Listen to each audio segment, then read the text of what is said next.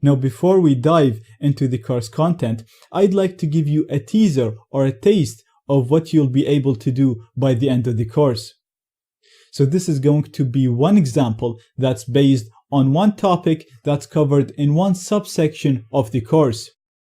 Now, because this is a teaser lecture, I'm not going to explain the technical aspect of how am I doing this, because I'm going to teach you how to do this as you go through the course. For now, just sit back and enjoy this lecture. And after this lecture, we're going to dive into the course content where you'll learn how to do things like this and much, much more. So in this video, I'm going to give you an example of hacking this Windows computer from this Linux machine. So in this example, I'm going to use a program called Beef, which is a browser exploitation framework. I'm going to launch it from here.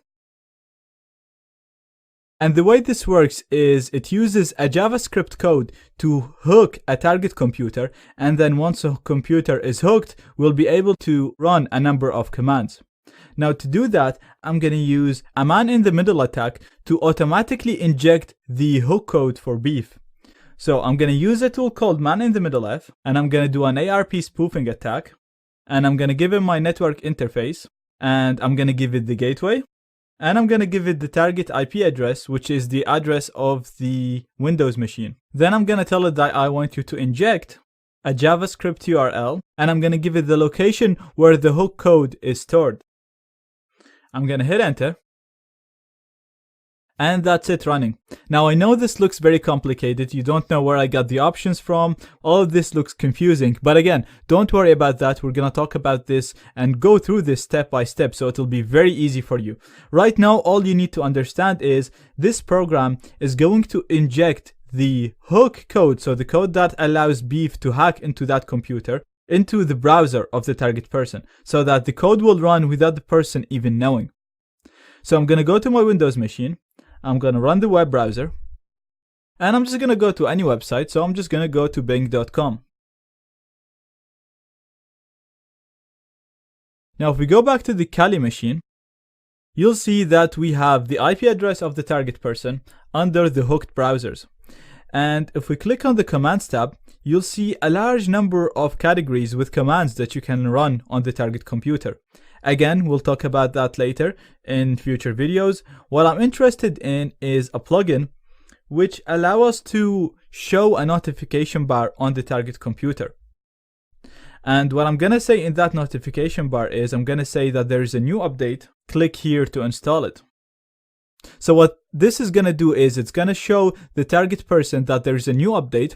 And once they install that new update, I'll hack into their computer. To do that, I'm going to have to use a backdoor. Now, I've already made a backdoor that's not detectable by antivirus programs.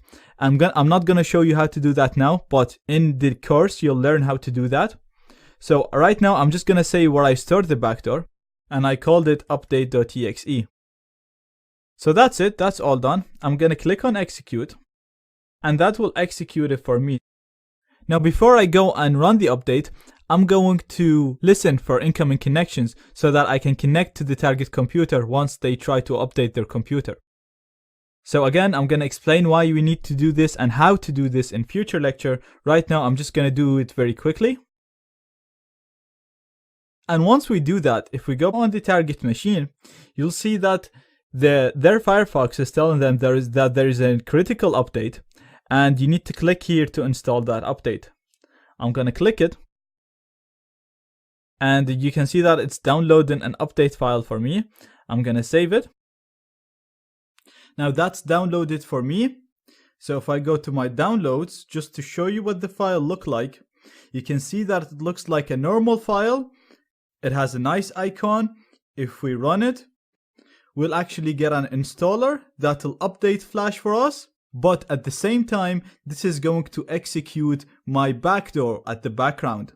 Don't worry about this. I'm going to teach you how to make your Trojans or your evil files look and function just like any other file. So you can have a picture, a PDF, or an installer like I have in here that works like a normal file, but at the same time, when it gets executed, it'll execute your evil code in the background.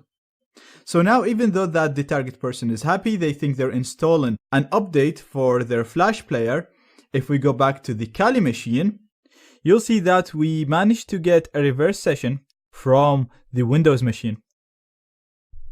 So I'm going to interact with that computer, and now I'm inside it.